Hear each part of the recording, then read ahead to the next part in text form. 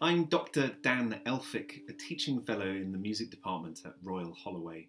I specialise in Russian and East European music and music theory and analysis. One of the most famous things about Stravinsky's ballet Sacre de Printemps, or the Rite of Spring, is the story that goes along with the night of the premiere. On 29th of May 1913, in the Théâtre des Champs-Élysées in Paris, the Rite of Spring premiered as a ballet with choreography performed by the Ballet Russe, a ballet company.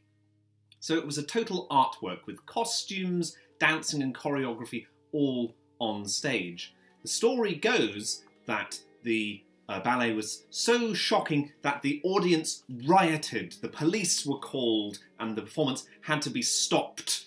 And every time now that we listen to the Rite of Spring, we are invited to not riot or to choose to riot. And this is the compelling story always said about the Rite, that it's such a shocking piece of music that it inspired the audience to riot. Well, what's the reality with this? There wasn't necessarily a riot, as we might recognise it. There was an argument in the theatre. But there's more to it than that. Sergei Diaghilev, the impresario who ran the Ballet Russe, knew how to work publicity. He gave away tickets to people who he knew would have strong opinions about the ballet. He leaked reports to the press in advance that it was a very shocking, radically new ballet. So there were people who would have opposite opinions sat quite close to each other in the theatre so that they would argue. From accounts of what happened in the theatre, the ballet started, very, very famous bassoon opening, but there's nobody on stage for the first 4 minutes or so. It's only with the augurs of spring, the famous repeated chords, that we have dancers on stage. And it appears that that is when hissing and when booing began.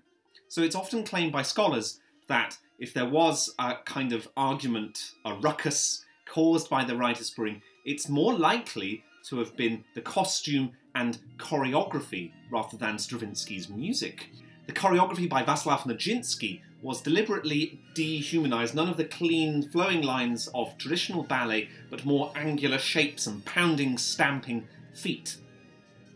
Booing and shouting and arguing between audience members continued. Supposedly Nijinsky had to stand at the side of the stage shouting out the beats so the dancers could keep dancing. But they did get to the end, so the performance was not disrupted.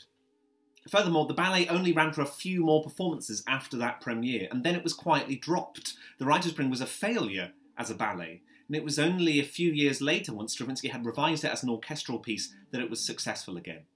So whenever you hear about the riot at the Rite, have a little look about the kind of musicology literature and see that the story is perhaps a little bit more tame than that, but it's still a shocking and thoroughly modern piece to listen to today.